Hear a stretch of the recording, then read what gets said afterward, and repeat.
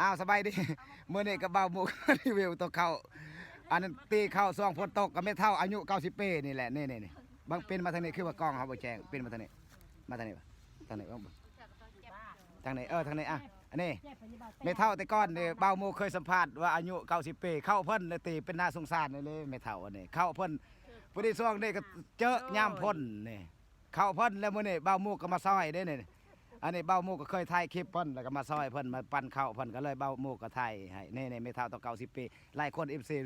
บางคนก็สิเจอไม่เท่านี่โอ้กองเบาหมูมื้อนี้บ่อยากแจกมาทางนี้ไม่เท่าเป็นมาทางนี้มันสิแจกมันนี่อ้าวไม่เท่าเข้าเจ้าโน้มื้อนี้เนาะโดยเข้าเจ้าโอ้น่าสงสารได้ไม่เท่าเพิ่นอายุแต่ก่อนเพิ่นว่าอายุ90ปีความจริงบ่เทิงแต่ว่าเราก็บ่ฮู้แต่ว่าเข้าเพิ่นมื้อนี้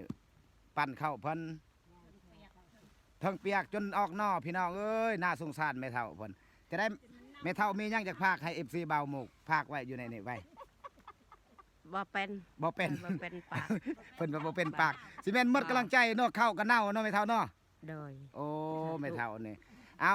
วอนผู้ใดมีใจบุญมาเบิ่งความจริงบ่เบาหมกหรือเบาหมกคือตัวเบาหมกบ่เคยคิดตัวเด้อทายตัวแท้เด้อเพิ่นนี่เลยเข้ามื้อนี่ทงหน้าเพิ่นบ่กว้างพี่น้องเอ้ยนี่เบาหมกซีวีกองให้เบิ่งนี่พี่ทงหน้าเพิ่นทักได้เข้าประมาณอยู่มื้อนี้ก็30ไปสอบ30ประมาณ33แต่ว่าเข้าเน่าน่าสงสารไม่เท่าอันนี้เบาหมกก็บ่จักสิว่าจังได๋เลยหั่นเพิ่นว่าเอาหมกคันไทยโฮบถ่ายคลิปตัวเองให้เงินเบาหมกบ่ทันดังบ่ทันได้เงินมีหยังแต่ว่าเบาหมกให้กำลังใจไม่เท่ามึงเด้อวอนผู้ใดซองดังๆอยากมาซอยไม่เท่านี่ก็สามารถทักหาเบาหมกได้